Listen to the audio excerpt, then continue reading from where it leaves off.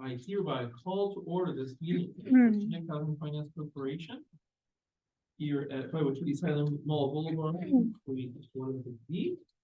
It is Thursday, November 2nd, and we are starting at 11:03 a.m. by my watch. So our target completion time is 12:03 p.m.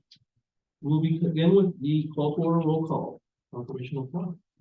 Absolutely. President Julio Gonzalez Altamirano. Present. Vice President Lisa Reams.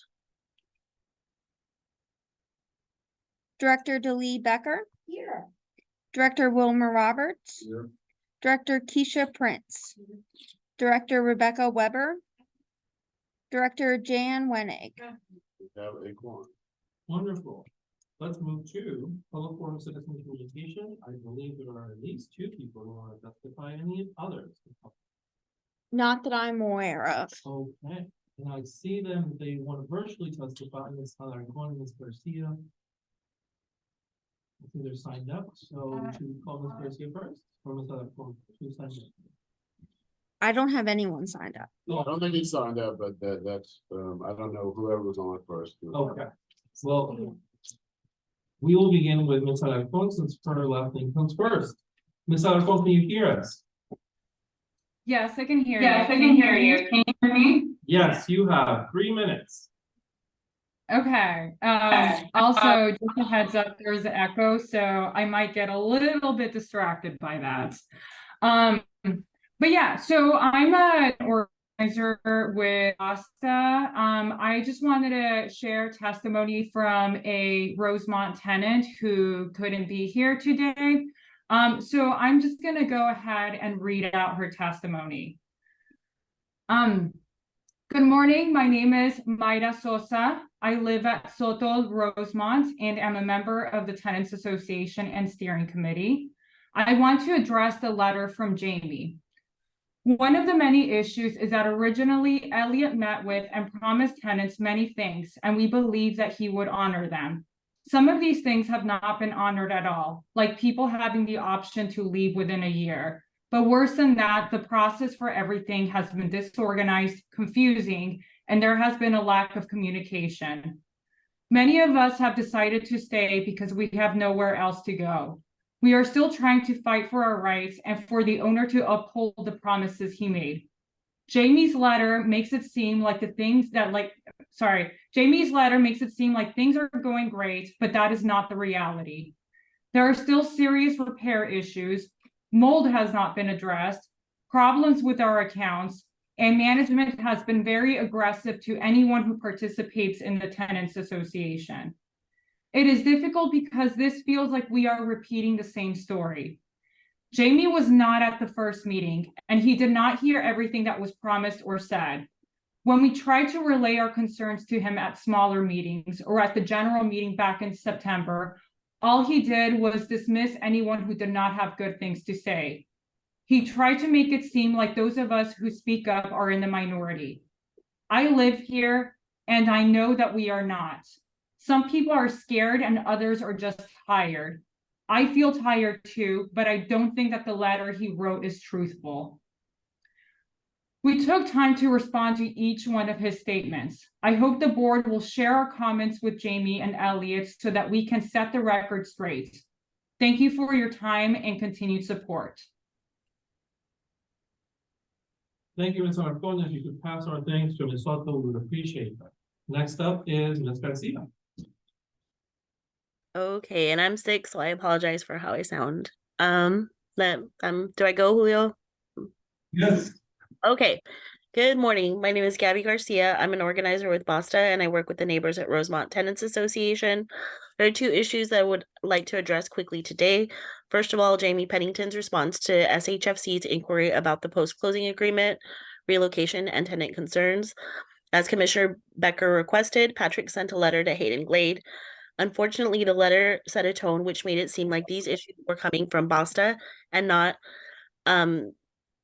directly from tenants. It was also, the description of the issues was also vague enough that it allowed Hayden Glade to spin their answers while not actually addressing the issues. And both tenants and Basta felt gaslit by the response. Boston, the steering committee have gone through the letter and responded to each of Jamie's assertions. I'll share our comments with the board right as soon as I finish speaking. We would like to request that SHFC use our responses to follow up with Hayden Glade and that you all help us continue to put pressure on them to follow through with their agreements. The second thing I want to address has to do with the ledger discrepancies caused by Capstone's inconsistent record keeping. Tenants are trying to resolve this with the new owner, but one thing that has come up over and over again are late fees after the ice storm that happened this past February. Many of you will recall that the tenant association requested that the fees be waived since the office was closed and there were other issues which made it difficult for tenants to pay on time. I remember this being discussed at a board meeting and Patrick verbally agreeing to ask Capstone to do it, which they did. They verbally told tenants not to worry about the late fees, but they never adjusted it in the ledger, and now the charges are showing up. We would like to request that Patrick write a letter or an email stating that tenants who paid late in February should have had the fees waived. This will provide evidence necessary for tenants to clear the charges with Hayden Glade.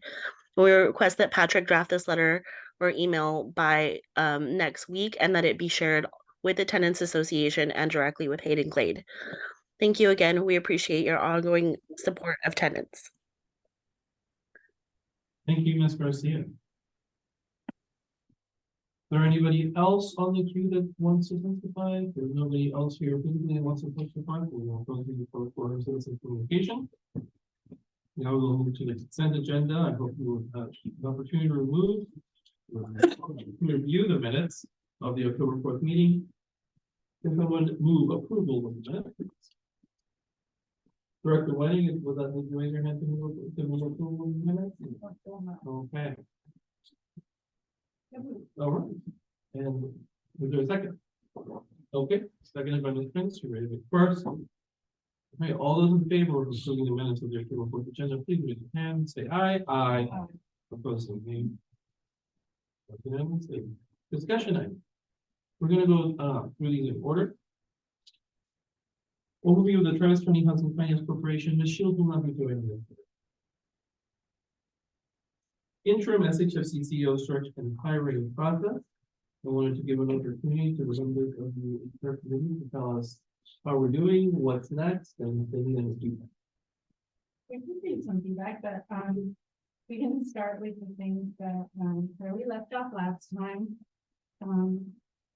I have been partnering with the HR person at our agency and Taylor, and been excellent at getting the posting out and about, even inventing some new platforms that I follow.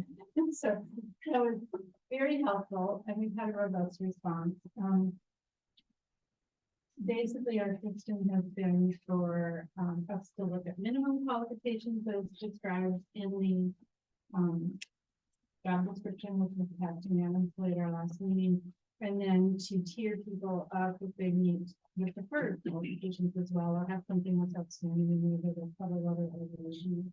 And using that system, we have a dozen, we have, as of today, 12 folks that definitely stand squarely with the minimal qualifications. And we have a handful of those who excel in that certain number of them, in our preferred category, or have something else outstanding for equivalent experience, for instance. We also are working on getting an advisory committee assembled to help us with this narrowing of the field and eventually with interviewing processes to come. And so far I've had 2 responses to queries that I've put out, and so we have 2 members of the advisory committee. Is there any other those are both these that I followed up on? I didn't receive any suggestions from the rest of the board. Do you have one? I see it today. Or and I think that's failed this board. Have they replied to the same way? Oh, do you forward them? Yeah, we're looking at a possible work session in mid-November, and that will probably sort people out. They're not everyone. Yeah, and so just email you their names. Yeah, I just really want to do that. Yeah.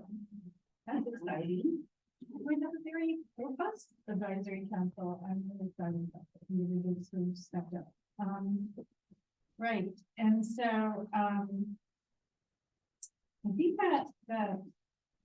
oh yeah, so I have to hold before going in the timeline for the advisory committee and city. Giving you process time, meet with those folks who are considering the advisory. With that. That sort of summarizes it for today. Is there anybody with curiosity or anything they'd like to hear more about how it's going or what we're doing to find an interim?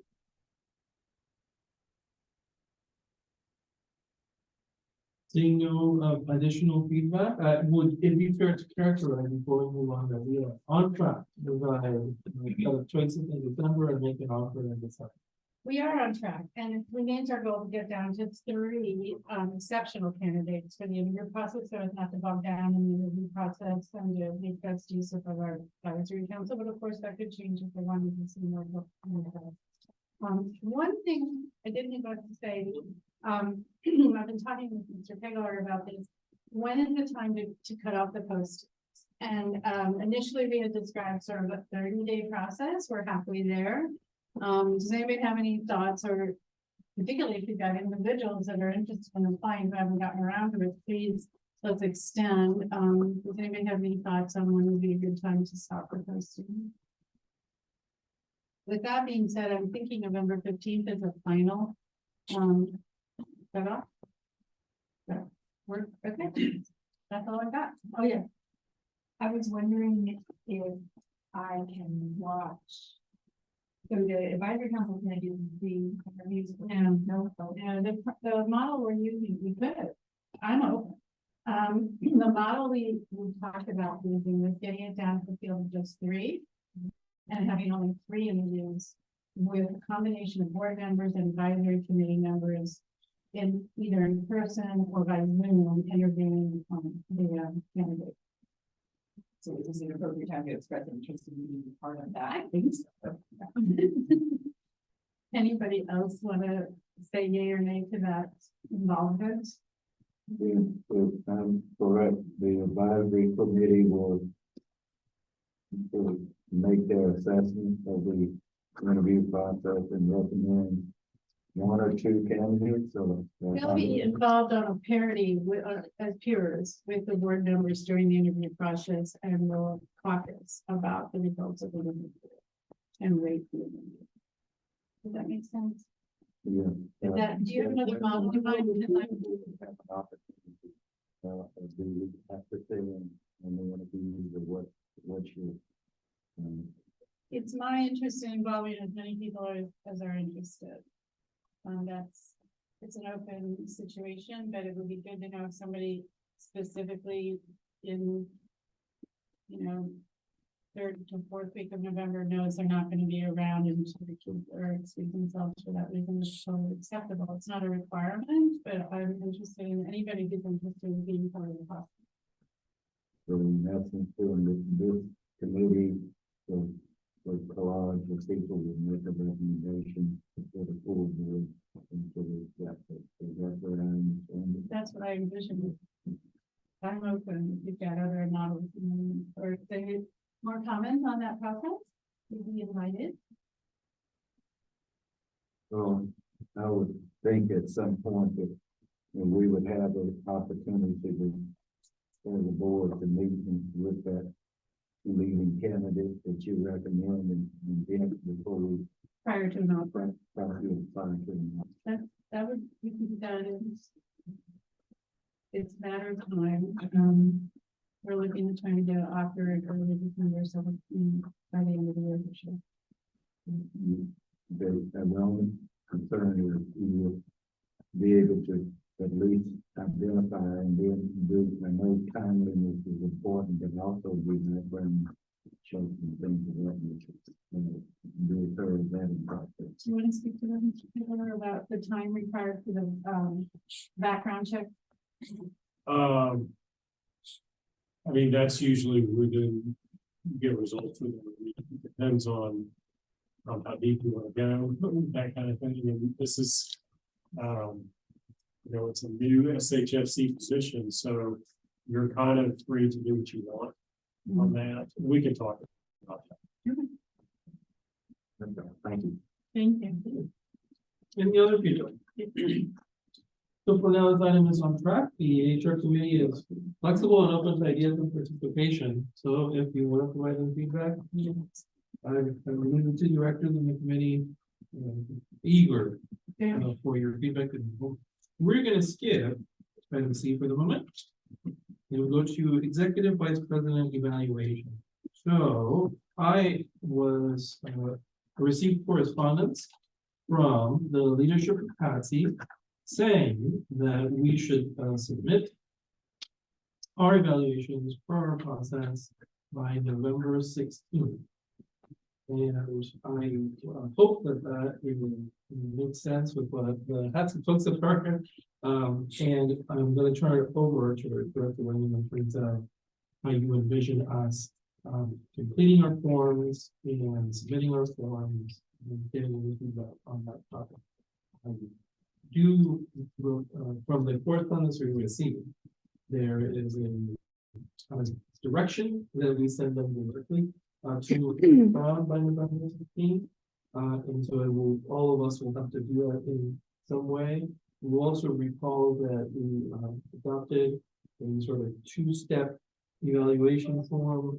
One that deals with one period of activity for the year where we do not have break points and there was significant discretion for each board member. And the second that is data-driven and relies on board member interpretation of fairly verifiable breakpoints. And so we're working with staff to get you that information so that you can review it as you make your assessment. Ultimately, and this is important, so we'll come up, the breakpoints are not binding. It was just sort of our preliminary discussion to be able to be fair to the EVP in terms of the things you have to hit to be able to achieve a certain assessment of performance. With that said, I don't know if anyone wants to add anything to that. I did get some information on the format that is being issued by the HATC board, and I just want to share for the sake of functionality. You're going to get a form that's in a PDF form, so you're not going to be able to like edit it and manipulate it. You're going to need to print it and write it up by hand, scan it, and send it in again. So it's a little bit of a two-part process. Just wanted to share that. Also, the deadline at HATC, my colleague is actually November 9th, and so HATC will have their batch of reviews in by November 9th. No need to change our November 16th deadline. I just wanted to say that that's what I know is happening on that side. This is the first time this body is being given the opportunity to discuss that deadline. So whatever deadline we adopt. Acceptable as long as the 16th. And it's your understanding of the process, the thing is mine, where each of us failed. We will do our scoring based on our form and fill the PDF that we're going to be provided by Patsy.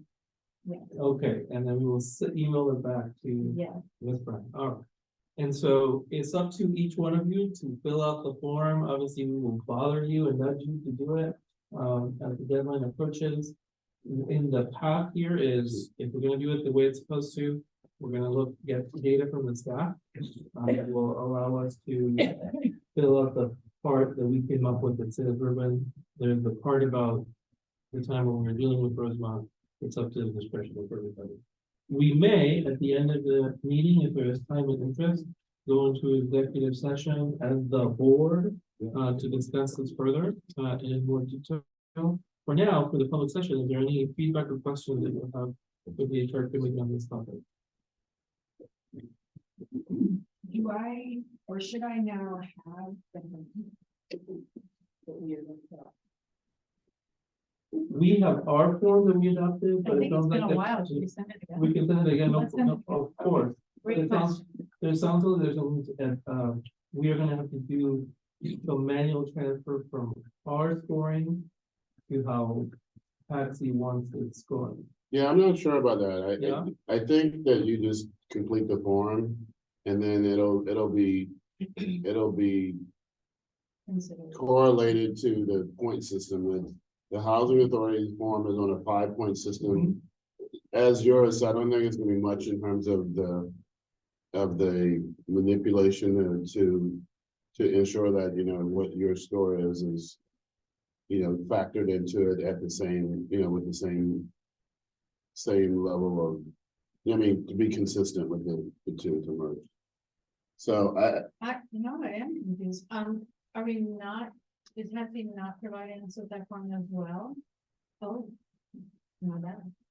Well, why don't we confirm it? Okay. Because the way that I heard it is, Patsy wants us to give us the 0 to 5 in some format that makes sense with what they're using, and we have our way of getting to 0 to 5. Yeah, and so why don't we confirm it, put it on the message board, tell everybody in the time. There's obviously information about the breakpoints. It would be so much easier if we just fill out a form. that is correct. I I mean, see. so my understanding is, yes, so you have a point system. Right, it's on a 5-point system, but even if it wasn't, your score would be weighted by 0.3 and Hatsy by 0.7. But whatever your system was, if it wasn't on a 5-point system, they both happen to be. So all you're gonna do is weight those by, you know, by 0.3 and 0.7 respectively, and then you'll come up with a collective score. And they're already on a 5-point system, so it doesn't, it's not a lot involved in that process. It sounds like maybe what we will end up is, because our form was designed intentionally to be 5-point. Yeah. Right. We will send our form, which will have a 0 to 5. And then, the Patsy folks, Ms. Brown or whomever, multiply that times 0.3. So you don't have to multiply times 0.3. Let Patsy do that. We just have to send the 0 to 5 based on our form. It sounds like, which is great, because transcribing from 0 to 5 to the form like last time would be a little bit, that might be confusing. So let's confirm that, and then we also know that the breakpoint data is coming. That will help us. The key thing to do is when the numbers 16 out of the end, when Ms. Brown and Mr. Haber will start to count. And just for clarity, because this has been a little confusing of the people and let's sort, kind of suss this out. Let's get an email, says this is your form, it's attached. It's due November 16th. And the cutoffs are indicated in a separate document for your reference, how to rate 0 to 5 the formula. And the data will be supplied by staff, so you can use that formula. And is it fair to say that members of the board can approach you as chair if that gets confusing? Yeah. And or for the electronic point working or whatever? They definitely can contact me, depending on the issue. We might get clarification from staff. We can approach the HR committee, of course. Yes, and Mr. Roberts has a question. Yeah, so the way I understand it, there's 7 of us will file and submit it to you or to the board chair.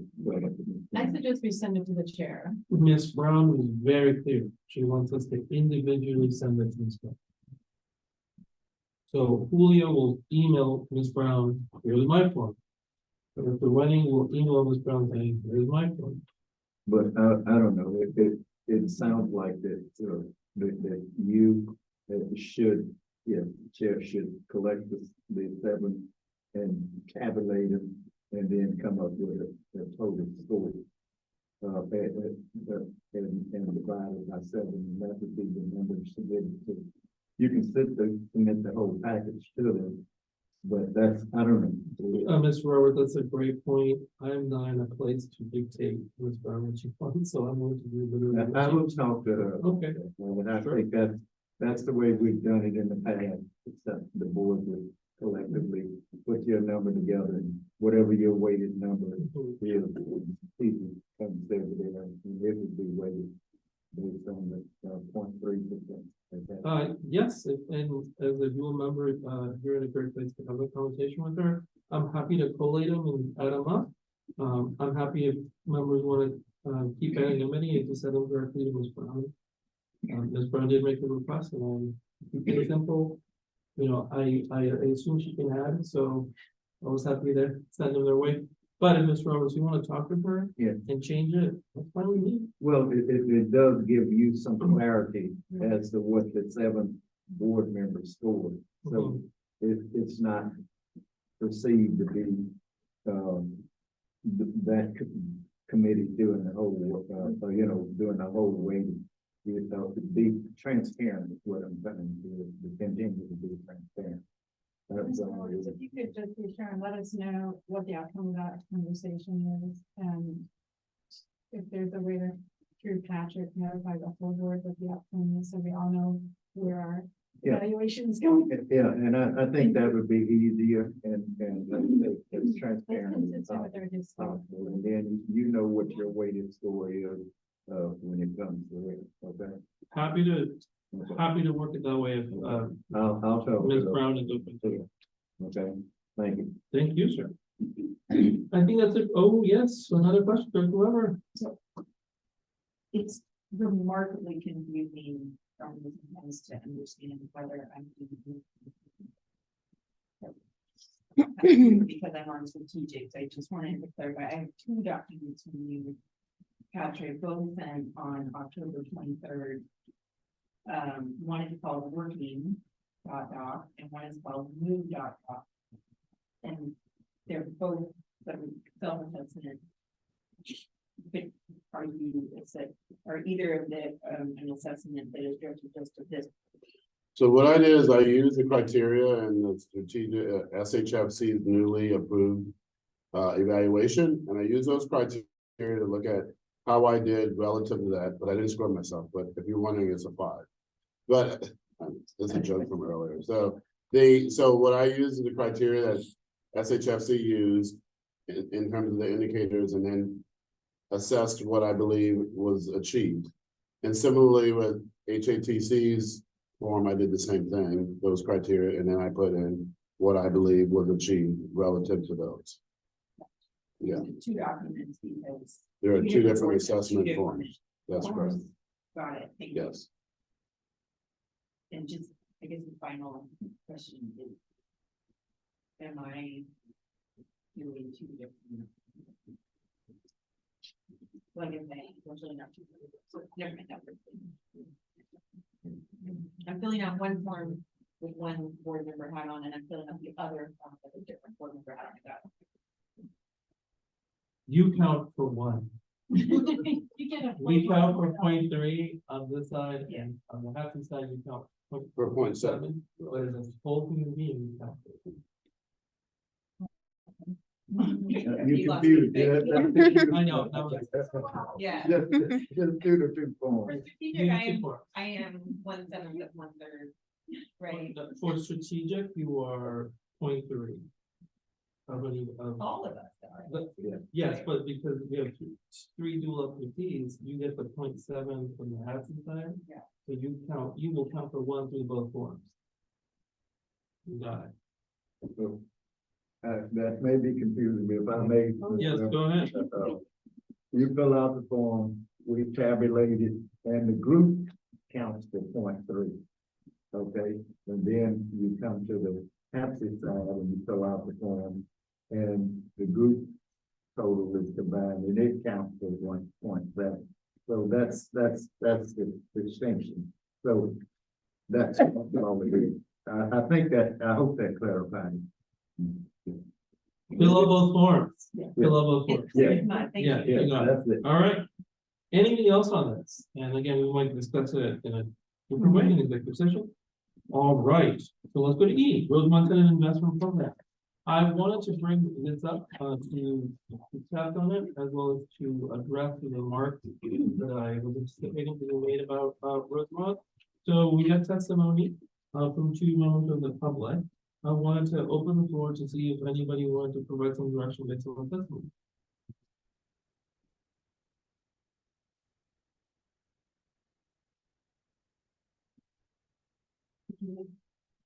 The top option that we have available here. the public testimony we received made two specific requests. One request had to do with asking Mr. Howard to write a clarifying letter about our position in terms of late fees for the February storm. And another one had to do with additional follow through on our part in terms of the things that the current owners of the property responded to us when we inquired on behalf of the tenants on several topics. And so it's a question about do we want to provide any instructions? We don't have to decide this moment. It's just I put on the agenda so that we could address Rosemont topics as well as our specific Rosemont tenant investment proposal. For everyone. Yeah, I heard, both of the testimonies and took them to heart and, remain concerned about the conditions because of how we left the property and how we left the tenants mid negotiations and all those things. So I think it's the least we could do is to ask staff to write a letter and, just to clarify, the episode that we're talking about, the late fees, is not the February ice storm, it's the December 2022 ice. The cutoff was while the property was up for sale with Foundation Communities as a probable. Oh, okay. Let's misunderstood that. All right, Pretty sure that's, okay.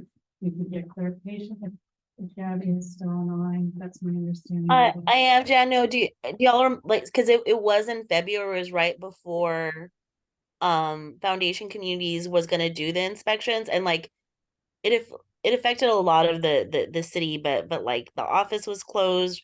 Rosemont didn't have power for a lot longer than other communities.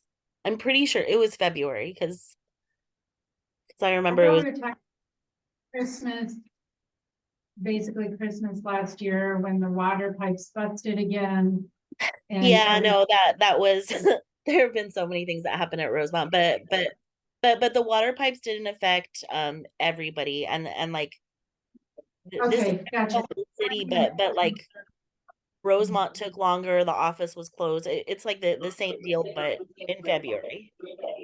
Not Yuri, but the one that happened in February. This February, yeah. It was this year. 23. Oh, Yeah, correct. Yeah. Okay. where all the tree branches fell this past ice storm in February. Yeah. Well, I'm glad we're having the conversation. There have been so many, as you mentioned, and so many needs for attention and even rescue of tenants at different times. And I definitely do recall during the negotiations period with Foundation Communities, the question came up about giving a relief to tenants on late fees who've been definitely impacted by the storm. So I'm back with you, and I endorse the proposal that we ask staff to follow up in a letter form with the new owner, Hayden Blade, including both Elliot White and Jamie, who's currently a spokesperson for the group, indicating that it was our understanding that this would happen. Relief would be offered. Okay, any other feedback? Does anybody object to that feedback to the EVP? Does staff have anything to add to that feedback? Sure, I mean, so Hayden Glade assumed the ownership of the property April of 27. For all intents and purposes, anything prior to that time is not necessarily something that they have to collect on regardless, because they bought the property as of day one. And so day one, rent collected subsequently would be what they would, in theory, be looking to collect. So in theory, they don't have to collect anything post April 27th. So I mean, if you want to take a position of that nothing should be charged or no rent, that's essentially where we should be as it relates to that. So I'm not sure, you know what I mean? So what I mean is, if you bought the property as is, you know, we're not paying them for things that have previously, you know, were accumulated for that matter. So I don't know that it's limited to just late fees, anything that happened preceding the sale of the property. I mean, so I'm not sure why late fees from months previously are even being discussed, because it wasn't, In some those ways, aren't applied. it's our money, right? In some ways, That is we give us correct. the If we money. wanted to collect rent for past, you know what I mean, past fees, we should be collecting them, but they shouldn't be applying fees for things that preceded them. And so, I mean, I'm not sure what's going on in that regard. I don't. So. Ms. Prince has her hand up, and then Ms. Hooker, and then Ms. Williams. Well, they are asking for that money, and they're actually people that have moved in that 15,000. They're taking it out of that 15,000. They're deducting from that. For all that prior stuff. With property management, doing that, or Hayden Blaine? Yeah, Hayden Blake institution. the same Yeah, organization. the people Well, that he has hired to work for him. then that just needs to be clarified. Yeah, the 15,000 should have nothing to do with the rent owed. I mean, so I'm not sure. But if you all, whatever you all want me to do, I will follow through and figure out those things and share that information and send a letter how we choose. But what I'm suggesting to you is that those fees aren't due to Hayden Wade, they would be due to us if it happened prior to April 27th. So there should be no late. I think the will of the body is that you clarify that. Okay. And I just want to go through the the director list. So after Ms. Frank was Ms. Becker, and then Ms. Becker, did you want to say? And this is very, so unless we have them credit us at the sell for those late fees, they should not be collecting the late fees. And we can't collect late fees either because we don't own it. Period. And that. That's contract law. Yeah, that's it. Good, Ms. Rain. I think Ms. Swanee was next, and then you can go. I wait to. Oh, Mr. Roberts. I would just say, send a letter to cease and desist, and we need to entertain a motion here today to say that we don't need to collect for it, and if that's in order, I certainly. All right, we did notice taking that action, but I think that the feedback, and we can properly notice that for the next meeting if we need to. I think that staff within their discretion and within the authority of the post-closing agreement can issue this clarification. I think you're getting a sense that the body has a direction here that aligns with, luckily enough, with the request from the citizen. Ms. Reams is next. No, okay, Can I ask for a poll so it's in the record that, where we all stand? sure. That's the reason why I put it in the form of the motion. Yeah, so as you know, we cannot take that. It's okay for us to talk about it, but if we make them put it in as action, we run into this issue that we didn't notice we're gonna be taking action. It's not, I am not personally concerned, but it is the standard that we set. What we have done before is we've done every individual, we go down the line and we provide instructions to the staff. So Director Webb. Yes, I fully agree that Hayden Blake should be instructed to not to keep doing it. I agree, and I really want to include the language you brought up about the contractual issues involved in the business, and maybe worse. Yeah, I find the body's assessment compelling. I agree. Any additional? In the letter, cease and desist. Please send a letter for clarification, or we're just gonna keep being misunderstood. Okay, I think the staff guidance is very clear on this item, and the request that was made by the public. Rosemont Tenant Investment Program, as you know, we have complied with our sale resolution, and the sense of developing the program, but we have been waiting to get our new organizational form to deal with the implementation. I wanted to just make sure that that is still a cause that everybody agrees with, and there's not one taking this matter to action before we have a meeting. Okay, if at any point folks want to vote on the tenant investment program, and some of the pieces that we outlined there, please notify me and the members of the committee. So then we'll go to item F, board training. Why is this item here? Well, because the commissioners court has summoned us to come to another meeting, I believe, and I wanted to confirm this in December. I believe we have a tentative date of December 14th. Initially, we did have a date. I will need to confirm, obviously, but they did provide that. I don't know that it's been fully vetted. So I will let you all know as soon as I can confirm. I hear you, sir. I just wanted to know that there had been discussions that the leadership has been included. We have a certain set of mores about how these things go. We may have a meeting on the 14th. We may not. Staff from the county, Ms. Sanchez, had indicated one of the topics the court may want to bring up is our training program as a board for next year. And so I wanted to open this item for an open discussion in terms of what is training the board would like to receive next year.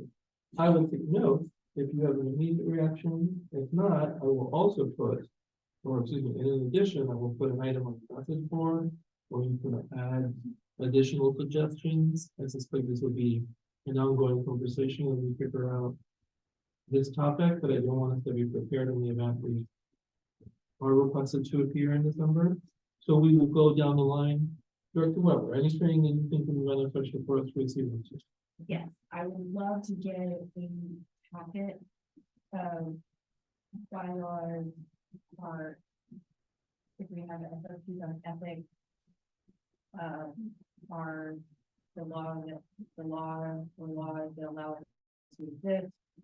And then get just, you know, we don't need like every single one that explained to us, but it was a really training. And they were highlighting what each document is and like. Okay. Ms. French, any additional training materials or records? Mr. President, can I get clarity? Were you talking about real estate documents in terms of, or were you talking about when you say ethics, and then you parlay it into?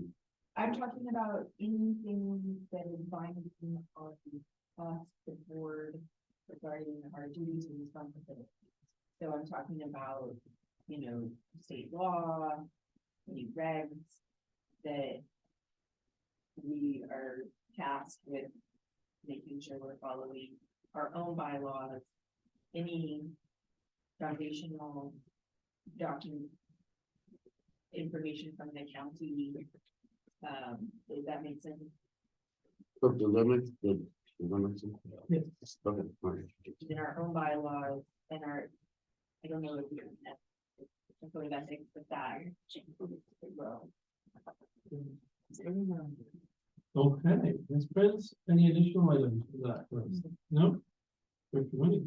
Yeah, I've been interested in more speakers coming to our board for educational purposes.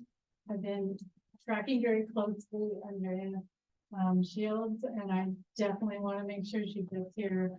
I just was given the opportunity to speak to that in another board meeting, and I feel the same, that any entities with shared mission on affordable housing, in order for us all to harmonize and understand each other's missions and specific lanes, it would be great to have a rotation of speakers come to us and provide that information so we can do our job better and hone our focus more clearly and make those collegial connect and collaborative relationships. That's a huge goal of mine. And other educational speakers that have been mentioned in the past are Heather Way. Just want to get more education. Got it. Ms. Becker. So what's the thing about? Okay, fantastic. Mr. Roberts. In the past, that we've had the county attorney to come in and give training on a lot of these items, and I think we should reach out and use our in-house so that we're able to do some of the same things that we're talking about. You familiar with the training we go with the county attorney? Yes, sir, I think it's specifically about the, Public Information Act, Open Meetings Act. I think you got someone actually from the Attorney General's office the last time we did it. Ethics, all of that is included in. They have been willing in the past to do that. Fantastic. I think that's good. Fine with them. Director Reeves. I believe that the training, the education, and the building of strategic is important. For a long time, we've gotten so much negative feedback. And I think that this board is pretty decent. You guys are awesome, like, all of the things that you guys come forth with, it's amazing. Those things that are slid through the cracks. You guys seem to pull that out, and noticing that, I just feel like we need to keep building on it and make us stronger, and let's do what we need to do, because I like where it's going. Thank you. And I think we all need to, proceed to go ahead, Ms. Weber. I wondered if a tour of property might also be offered. Not all of them, obviously, but maybe one or two representatives. Sure. A tour is a great idea, long overdue. Yeah, more on that item. in a bit. More on that item, in a bit, but great idea. All right, my only addition is, I think all of us need to know how to read and be critical about performance. So we'll add that to the list. Yes, yes, I will in a moment. Thank you. We're going to talk about performance in a minute. So with that said, we're going to come back to item C, operating budget scenarios. Okay, at the end, sir. And we're going to go to our action items. And we have a couple of 3 action items, 2 of which are coupled, one of which is incredibly important, and one of which is, a couple of which are related to the legacy transaction. So what we will do is we will do San Diego Estates items first, and then we will go to workforce terms. And so the 2 items related to San Diego Estates are resolution 9 and 10. In your packet, you should have the 1-pager that we typically do for tax credit transactions. If you had not had a chance to review it, this would be the moment, because we're going to take action. To summarize, this is very similar to the tax credit transaction that we have been doing. It is a legacy transaction, or what we have deemed legacy, because original inducement happened in 2021. They are the safeguards and you'll associated with the tax credit deal. This is a very compressed summary of the 1-pager. No, it's exactly. I feel very comfortable with these, and so unless there are any questions, I'm going to move the first resolution. Any questions about this? All right. So can I get a motion to move resolution SHFC 2023-09? Is there a second? A second. All those in favor? Aye. Anybody opposed? You're abstaining on this one? Yeah. Okay. Concern based on what I've read. We have to deal with, we should be able to view this problem. And I don't want to get into it, we just came out of a nightmare. And that's the right thing.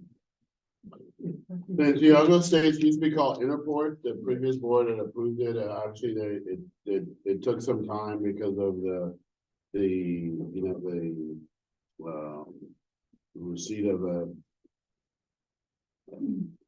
what was it, the specific delay that required the extension? Well, they just had, because of the market. Yeah, you're right, and so. Just all the economic conditions over the last 13 months. Sure, okay. Delays. And this is new construction. It's not the purchase of an existing property. This is a vacant piece of land. Right now, and it's for the developer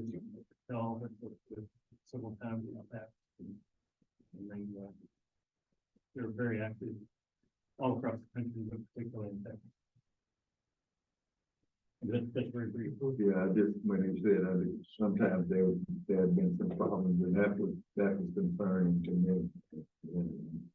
You know, the delay in that time frame, but I understand, so. Okay, so let the record reflect that it's 68 and 1 abstention. Now we will move the complementary resolution, which passed to do with the debt financing, equity financing, the property acquisition, and service related agreements, and other matters administrative for SHFC to participate in the development and operation of some real estates. And this is resolution of SHFC 2023-10. This is the complementary resolution that allows us to participate and therefore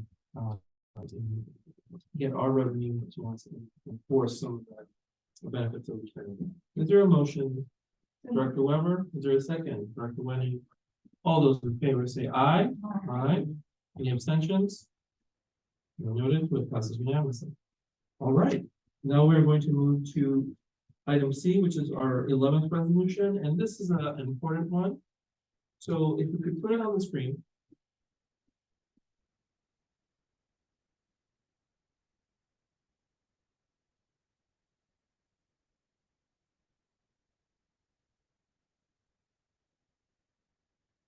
The workforce terms that we will take action on have 3 components. One is what we want to ask people who are asking us to do tax abatements, give them capital on behalf of the public, what they need to submit. The second piece is a set of public benefit bonuses, which I will go over with you, which is a way to boost the public benefit ratio. We're going to come back to it in a second. And the third is the specific terms that we are allowing our staff to be able to negotiate agreements with. And so this sort of limits what they can negotiate in order to achieve the public benefit ratio that we want.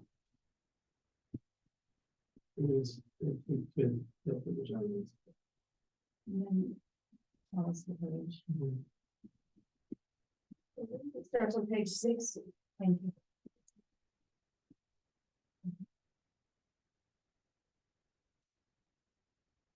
Thank you. Yes, Did you write this have these local government ones? That is correct. and so we are chapter 394 of the powers. If you could go down, Ms. Hoffman. So there's 3 components. The first one. So going down, Yeah, keep going, down, down. Here we go. All right. So the first one is, if we could go up to the title. These are the proposals for middle requirements.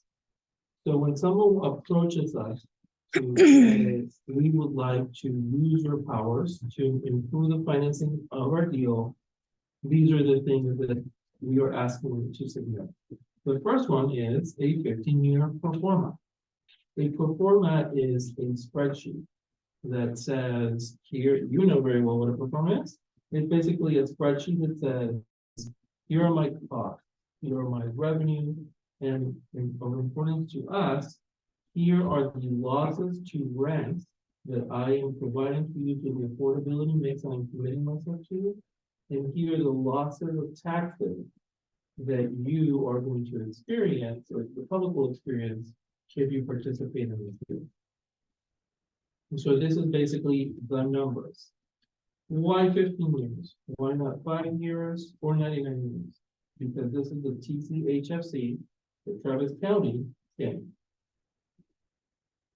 Everybody get that? Okay, so the commissioner's court is why, but because this is what you approve. Real estate comparable is when somebody says rent here is supposed to be $1,000. I'm going to charge $900, therefore I'm giving you in the public $100 of rent, so to speak. Where does $1,000 come from? It has to be evidenced by nearby data points of similar property. And so you know about real estate comps. It's a sort of a thing in the industry. we are saying give us 5. And so when the proposal is done, it's 4, 3, we're setting 5, which is a very reasonable point. We can ask if the real estate committee 4 more, that are minimum 5. The tax estimate is the amount of taxes that at the valuation and the location of the property, we expect to be lost. Cap rate. Cap rate, you want to talk a little bit about cap rates and kind of how you experience cap rates in sales? Yes. Okay. So Ms. Becker is a professional in the real estate industry. When you are buying a property or selling a property, you often talk about a cap rate. You want to tell us a little bit about what a cap rate is, what this number means? Okay, a cap rate takes out some variables like your mortgage, because one borrower might get a 10-year mortgage at an 8% interest rate, and another one might get a 20-year mortgage at an 8.5% interest rate. So cap rate takes all of that out, and it is simply net operating income, which is income after all of your expenses, divided by the price that you are selling it for or buying it for.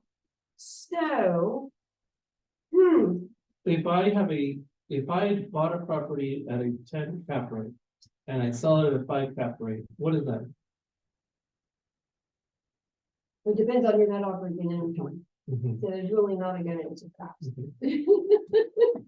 So, but I would say if you are bringing in $100,000 a year, let's say 300,000, then you take out all of your expenses. Everything's out of it. You got $100,000 net operating income, and you sell it for $1 million. That's a 10 cap. Now, if you sell it at a 5 cap, that is, let me get to my trusty calculator. I have a few numbers in my head. That would be 2 million. So it is wonderful if you can buy a 10 cap and then renovate it or increase rent or occupancy. Let's say rents stay the same, you buy it at 70% occupancy, you raise that up, and then you go sell it at a lower cap rate. That is how you make money. What the cap rate is used for most often is kind of, it's how we tell what's going on in the market, if you will. So Austin, Texas, multifamily has been able to command 4% cap rates, whereas Lubbock, Texas is around 6-7%. It's a smaller market, so it doesn't command as big of cap rates. So it is a way to compare apples to apples quickly. It's not the only way. It certainly should not be what we rely on. A lot of other things. So, but that is what you will often hear. There's this 6 cap. The reason, thank you for that we want to understand the methodology is because in some of the deals that we will consider, the assumption about what the cap rate is in 10 years is incredibly powerful in determining our perception of the benefit. Because it is where a lot of our proceeds for SHFC, and therefore how the revenue to the entity is calculated comes from. So if somebody says, and it's in 10 years, we're gonna exit this multifamily at a 3.5 cap rate, what do you say to that? A little aggressive, I would, right? yeah, exactly. A little I would aggressive. allow somebody to, yeah. You would not allow it. Yes, That's if a right. developer comes to us with that, I'm going to be very concerned. Exactly. Very And they come and they conservative. say 6 in 10 years. We want somebody to be conservative. I think that we should be conservative with the, taxpayers' money. Exactly. Yes. So at the real estate committee, and when we bring things to you, we want to understand if somebody's saying it's gonna be 5.25. Right? Well, where are you getting this 2.25, 10 years? Let's work through that. Some of us will, if somebody gives us a 3.5 in there, we're gonna be like, haha, no. Our staff knows that a 3.5 in there is a joke or not serious, and so they'll push back. But it's important that it's in the proposal and it's clear, and we wanna get ahead and have an explanation of the methodology to find. The affordability level development side is what all of you are probably most familiar with, which is 50% of units or 80% AMI, 20% of units of AMI, the 2 twos at this rent level. And then the public benefit ratio. This is a term we're gonna talk a lot about in the coming year. So let's talk. In order to have a sense of if a deal is good or bad, as well as for us to set policy consistently to guide the staff, we need to have a clear and verifiable metric. Enter the public benefit ratio. This term has been around for a long time in cost benefit analysis, for those of you that have been afflicted with having to deal with that. And it is applied by some consultants and some entities here in Texas to get a sense of how is the public doing in the field. The way that we are saying and asking that people initially calculate the public benefit ratio is the rental income loss due to affordability set asides. The market says rent should be 1,000, but we're doing it at 900. So in that unit, we're giving you $100 of rent per month. So that would be 1,200 per year. That's a public benefit, as well as the fees and other economic benefits to SHFC. When we sell the property, you're gonna get cut. And if you discount that amount, because we intend to sell it in 10 years, here's the present day value. Because we're a public entity, when we use that money to do stuff for our mission, those two add up to the public benefit. We divide that by the estimated tax reduction, because the public will not be receiving those revenues for what they do. If the ratio is 1, it means that for every dollar of tax abatement, tax reduction, lost taxes, we are getting $1 in benefit, whether it's reductions in rent from the market or economic participation for SHFC, which we then turn and do something with around our mission as well as cover our expenses. Mr. Howard, what's a typical public benefit ratio for TCHFC and or Facilities Corporation of HATC if you were gonna qualify? I think we would get, I mean, to be honest, probably somewhere between 0.6 and 0.85. So we are starting aggressive and being very tight. Because as you will see, we're saying we gotta be between 0.9 and 0.10 and 1, excuse me. So paying for itself. In the ecology that we're in, we are not being less permissive than our peers. However, we do have bonuses, and the bonuses reflect certain things that I've heard from you all, from the court. Let's go to those. So that's the next page.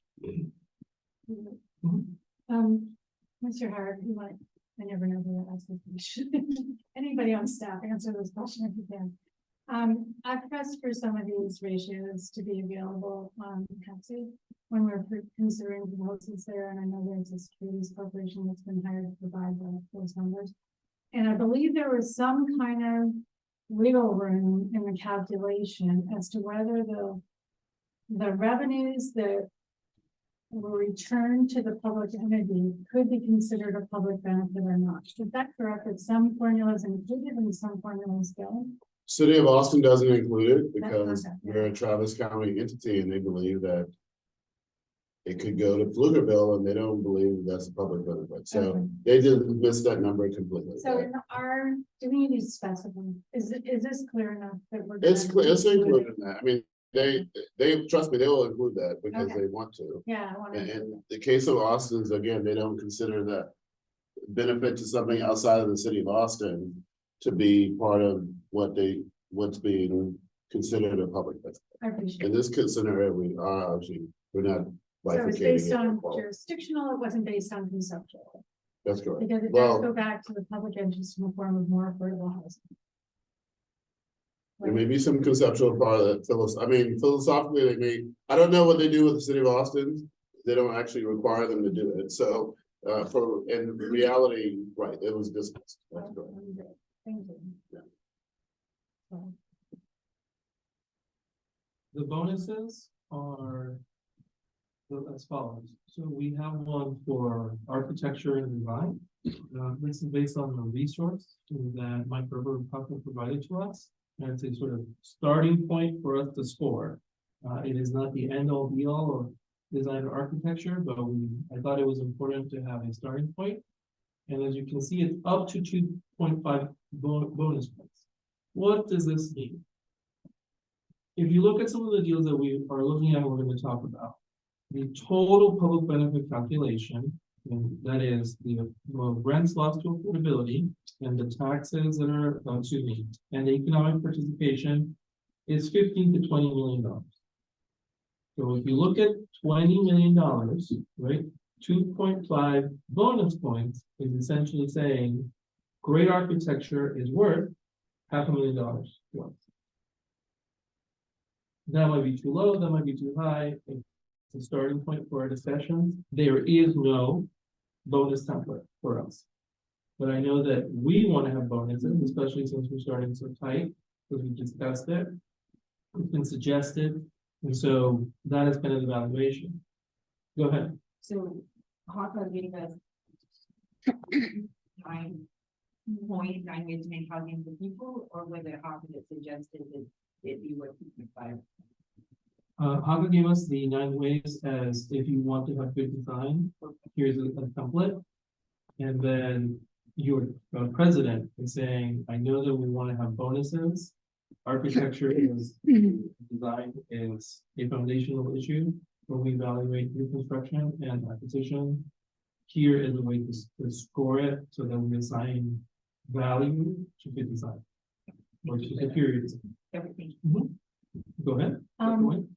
I also was able to get a copy of this book and read it. It was excellent. I'm wondering if the chair would mind sending them to the rest of the board, because it's an easy read. It's full of illustrations and photos of what these things mean, and space to see this kind of architecture go into effect for those who need affordable housing and why it's a great benefit. So if you could share that. Yes, I will.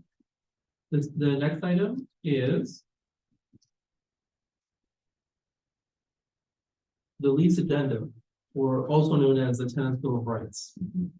But at least addendum so that it would be a little bit more appetizing to some of the folks who might be using these terms. As you know, the county court has mandated us to implement the tenant's bill of rights, and so I thought it would be reasonable to include it here as an optional bonus. We are also giving it the 2.5. So that means that if someone implements the lease addendum that the city of Austin uses for ROTA, we are quantifying its value at a certain level in terms of our public benefit bonus calculation. The local public sector worker preference is something that we briefly discussed, and I am including it here as a 1% bonus to public benefit ratio. We discussed it during our social housing pilot discussions. Early on, I remember adding onto the list energy efficiency and decarbonization initiatives. And repeatedly, as many of you have asked for access to services such as childcare, healthcare, and social locations to be included. I know some of the members of the court also care a lot about it. So the 1% bonus, which again is an example of the $20 million public benefit calculation, we're valuing these things at 200,000. Director Wayne. Does that include access, like close access to transport? I did not put a transit bonus. We could adopt these terms and come back to it and So quantify it. under service, that's not. Under service access, no. So if I put more the social service stuff, we can add transit. I could see someone adding that as a decarbonization initiative. Okay, if it could capture under any of these and just be explicit, that would be. And we can come back to it and create a transit access bonus. Okay. We can quantify it. I think the takeaway for us is, as we will get to, is we need some terms and we need a policy because we have decisions to make. We are converging as much as possible with the county. We are implementing the policies that we care about and have been sort of required of us. And we are giving the staff, if we get to this next page,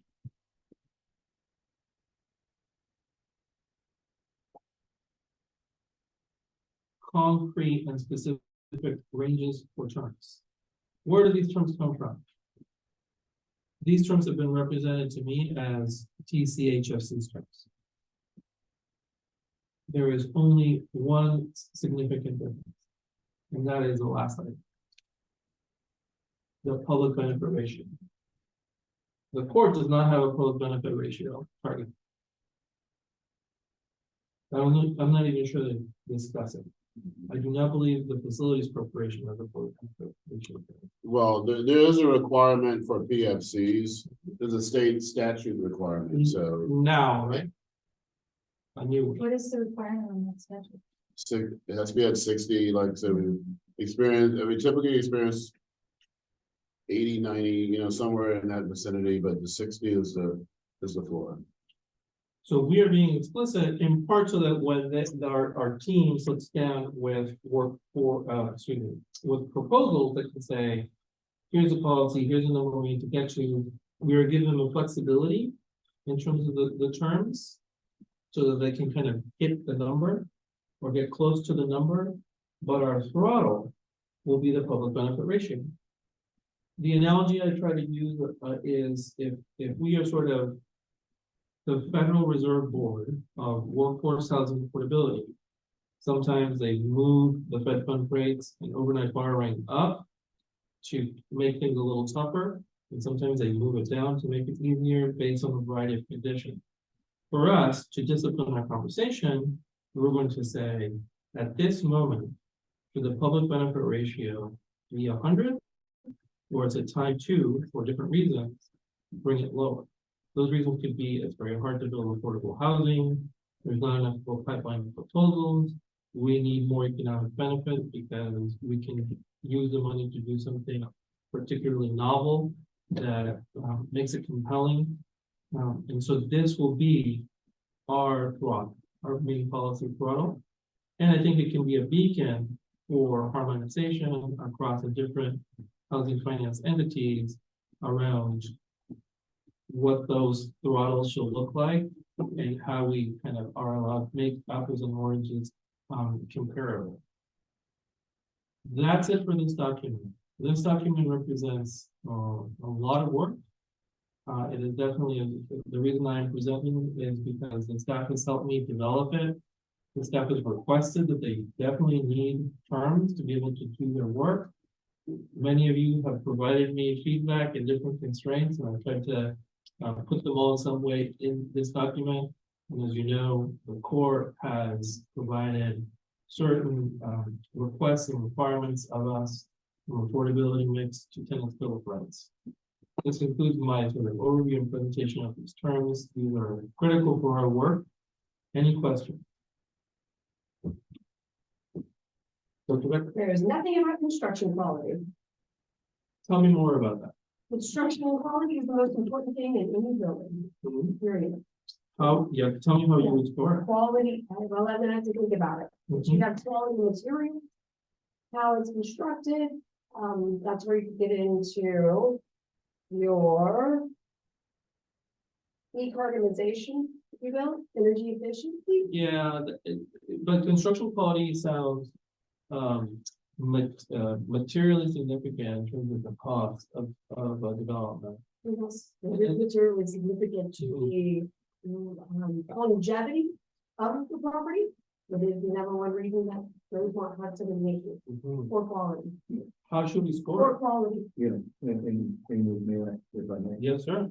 In addition to that, you know, because of sometimes where we build the soil structure underneath it, and you can see it in our roads as we drive on the east side of town, all through south and out.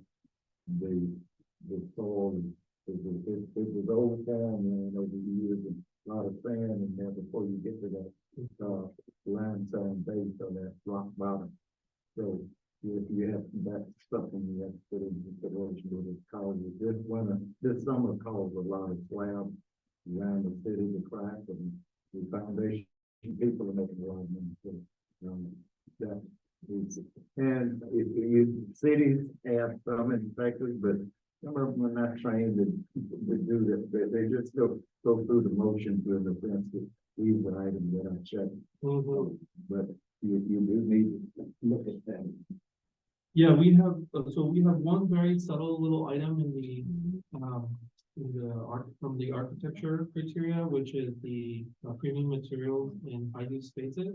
But that is so tiny relative to what you're suggesting. I completely agree that we want to provide a bonus or create a requirement of some kind around construction quality and soil worthiness. Would you be interested in crafting those bonuses and that criteria? Because then we can append it to the overall terms. We can also, when we revisit our tax credit terms, assuming we do tax credit deal next year, also make it part of what we're asking staff to look into. The key thing is this: it has to be one of the reasons that it has to be clearly verifiable. One of the reasons that the Baker book is so compelling, given all the materials that I've consumed over time around architecture and multifamily, particularly for affordable housing, it is very easy to score, right? You're like, is there art in public spaces? If that's an easy thing to verify. On construction quality, we would need to be able to have staff or consultants clearly assess, so that if we're gonna say give a 5% bonus for hitting the 4 critical areas of multifamily quality, it's easy to prove or not prove that and be legit. So go ahead, Mr. Rowan. You can concrete. When they pour it, a lot of times, they just pour the concrete and you never know the specific quality. Good firms do test their concrete and make sure it matches the standard that's set for that particular structure. So, testing those type of things, making sure the steel is correct. So, we don't live in California, but, they got earthquakes down there. But those kind of things that you look at too. And that's part of the process. There's the most important thing. It can look amazing, you can have all the windows and the art, but if the windows leak and there's mold and that deteriorates, it's bad. Mm-hmm.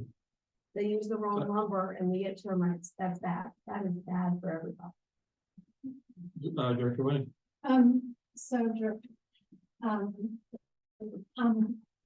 Are you thinking of standards above basic code requirements? Or meeting code requirements? Is there a way to just quantify this?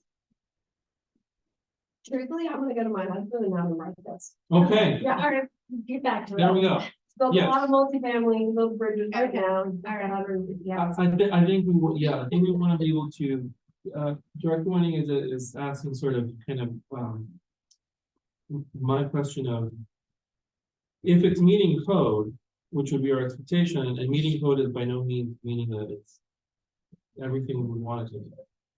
We want to provide a bonus for the things that we believe are distinctive and impactful in terms of build quality above code. Because if the point is we meet code, then they're going to say we don't intend to violate the law. So we want to be able to focus on those items that are not required and worthy of bonusing, as well as have a sense of how much should be bonus, because some of these things I would think would get us beyond the 2.5, depending on the cost.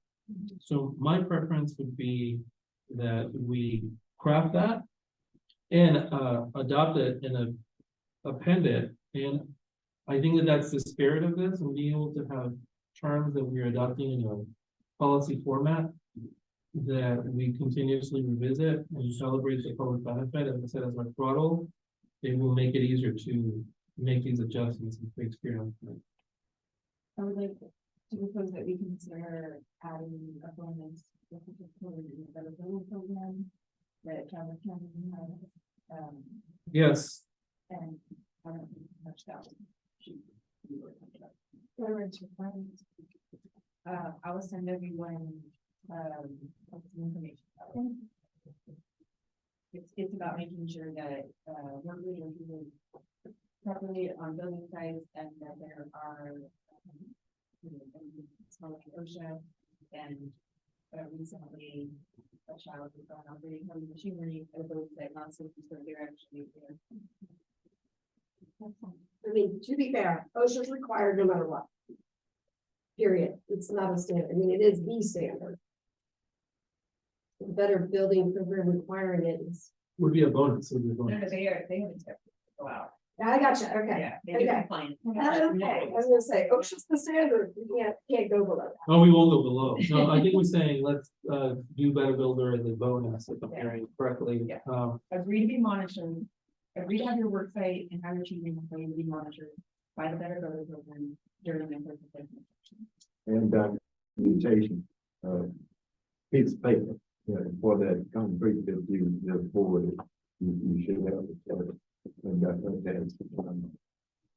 It's called a third-party test. Yeah. And so one of the things that I know, and if you drive around Austin, Texas, you can see multifamily projects that have scaffolding up all outside of it. That means that their waterproofing failed. It is not building code standard that you have to have a third-party auditor, inspect for waterproofing, but it is what you should do. So that is something I'll put in our productive, how to grade it. They go through that. The standard, if you're going above. Going above, but it's good for everybody. And that's the difference sometimes. I like these two additions. I would, just to kind of move along, I would encourage our colleagues to adopt these terms today. It is timely and the foundation for, I think, the right policy for us. And in December or January, when both the Better Builder and the construction quality bonus are ready, we will append them to our available bonuses for the public benefit ratio. That little sentence, and that's kind of what I want to get done today. That little sentence says public benefit, 90 to 100%, making it clear to the staff and folks coming that that is kind of our floor, and you gotta get there, as well as us continuously monitoring how we're doing, and if it's too tight or too loose, as well as the framework of having bonuses that achieve important objectives that we care about. And then quantifiable in a pro forma, because we're providing a quick point system, I think will be very helpful. It will also make it so the staff has clear direction and can move quickly when we receive proposals. And it will give us the ability to achieve our mission in a timely basis immediately after this meeting, given that we do have a backlog. Options and proposals in front of us. Unless there's any other discussion, I would appreciate a motion to adopt these. Yes. I think this is a stellar move forward for our board, and the fact that I think it can be construed, as our chair just said, to make us a beacon of better ways to conduct our business for our mission. And to be stand out in a way. So I just want to say this new direction and in recognition of the enormous amount of work that went into creating this tool, I think it's going to leap us forward. So I appreciate all of it. Thank you. So I saw a second from Director Weber. Wait, who made Sorry, the a motion? motion from Director Weber and a second from Director Weber.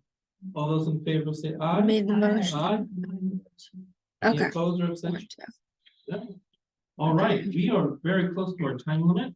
We have 7 more minutes and a few more items that I wanted to discuss. So we're going to go to new and unfinished business, and we are going to finish with the budget.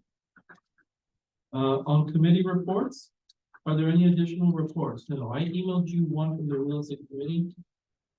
On the executive vice president report, we're going to kind of talk about it as part of the budget discussion that we're going to finish with.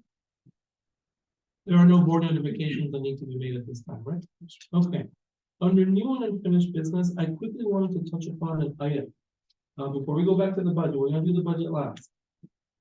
I want to touch upon an item that came up from Ms. Reeves. If you could put that image up. Ms. Hoffman.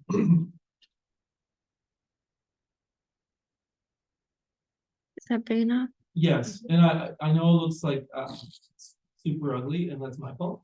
Because I anonymized it with my little photo app. This is a notice, that was received, Ms. Ringley, you want to provide the background? Sure. I walked outside one morning and a few of my neighbors were in a huddle. Didn't pay no attention to it, but I overheard what they were saying. They were saying, "Did your rent go up?" And I'm like, "What? No." And they're saying because they're not on Section 8 or anything. They pay regular rent.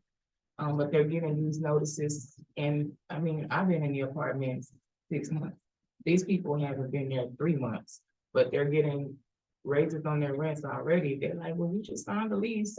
Why didn't they tell us this in the beginning? Did this happen to you?" And I was like, "I'll try and find out more information if I can."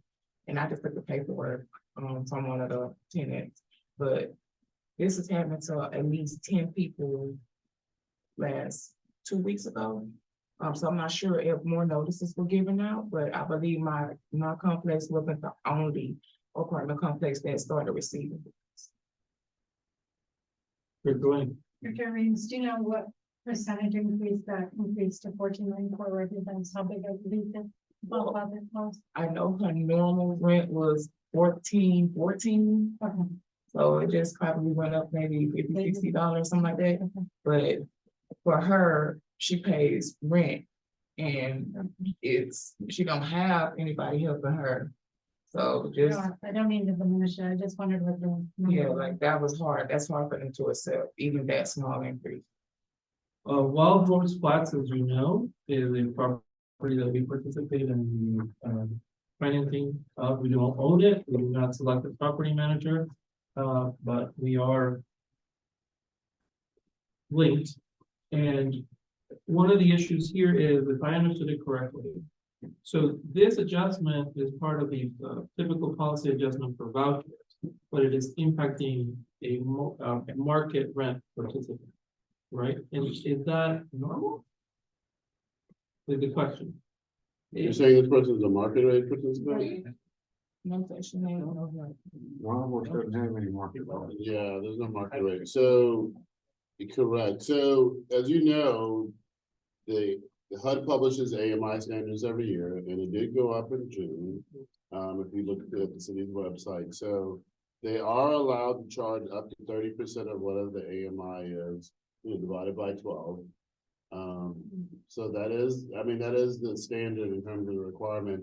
Depending on market conditions, areas may decide elect not to because of demand, because of the market not being able to support, those units. Case in point, Housing Authority has a property in Maynard, and we don't charge up to 30% because that area of town that wouldn't support it. Yeah. But in most cases, if 60% area median income, whatever that is for a family, they can charge up to 30% of whatever that is for that AMI. So, And the bump can happen in the middle of your. that is correct. That is correct. It could. So I'm saying that there's no. So I know that there'll be things to discuss here in terms of what that means, the time frame associated with that. It should be determined in their lease that ability exists because it is allowed to increase every year as published. And they did publish those. I think June was when it was public. When the new increases in the AMI took effect. So all in public. So. Do they not do this increase to people who pay at regular AMI? Because I know the apartments are affordable, but at what level of affordability? Like you guys said that they're affordable, but for who? The people who are living there are going through this. They're not on any subsidies or anything, and they're trying to pay a fair amount of rent. And if they enter to the lease and then the rent go up, then what happens to them? They get behind and then they get evicted, and we're back in the same process that we're going through again. But this just took me for a loop because the lady only been there like 2 months. Correct. I know we're not debating the merits of that. I'm just suggesting to you that AMI changes, HUD publishes that they assume that there's an increase in both the cost of living, but they assume that there's an associated increase in salaries for what it's worth. Yeah, And, but that's how it's determined, and as a result of such. Right, so at that apartment complex, I think we have all 60s, we don't have any 30s there. Well, I can check. Okay, but of course, it's based on family size, right, in terms of what that looks like, but. What is the question? Now, I'm just explaining to you that that's how that works, and they are able to charge up to 30%. And the leases should reflect that change does exist at a certain point each year, that bump could happen because of. Can this happen multiple times a year or just once? No, it's published once a year. Annually when the HUD publishes. That is correct. It always publishes in June. I have no idea, but I'm gonna go figure it out. The Every city year it publishes doesn't have those to be at, allowed that yeah, much. that's close. And there was a story on the news just recently where in the Austin and Travis County area, one bedroom went from X amount of dollars up to about $1,500, and Yeah. then two bedrooms went to almost $1,900, you know, so that it's traveling around the city. Mhm. And so that's part of it. The cost of living in Austin area. Yeah, It's really getting. I think this has been a good discussion. I think that there is a pain point being conveyed by the director. It would be interesting if staff would have some ideas of how we could maybe ameliorate that pain point, whether it's communication or programming and the content of that. Let's continue the discussion over email. I wanted to raise it here live so that everybody can talk about it. Now we're gonna go back to the budget. And Director, when you need a little, you go ahead. Just a quick new business. I was recently reappointed to this board. I filled a position that had been vacated in 3 months last year. And then going through this year.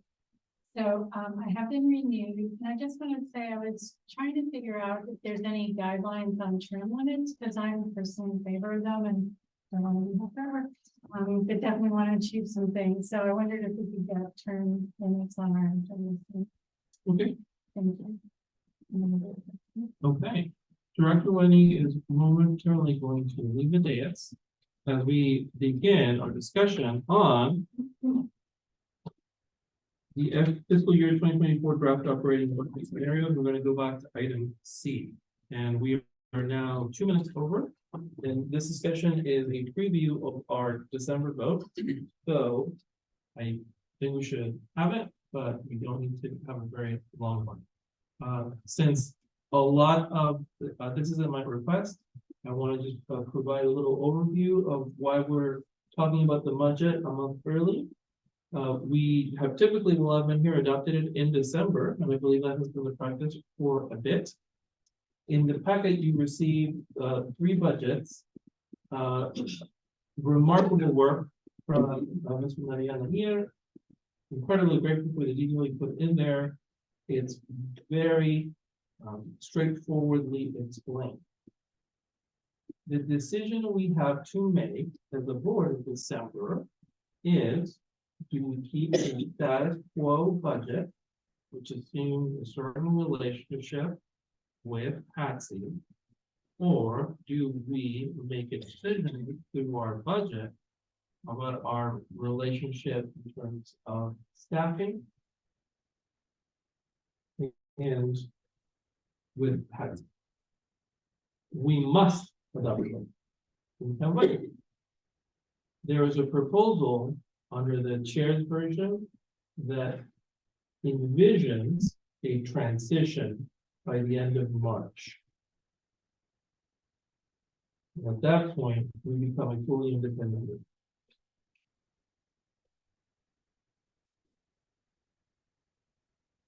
Are there, This is 15. Oh, thank you. Right, who wrote this in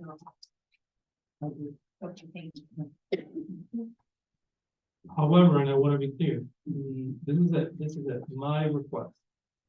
I'm saying, please provide us these options for our governance, finance, and administrative committee. We are reporting them now to the full board. We are not voting on this today, but I wanted to raise it. I wanted to also say to Ms. Reams, Ms. Becker, and Ms. Prince. It is essential that you be here physically at our December meeting. It is essential that you be here for that meeting physically. Any questions about the proposals?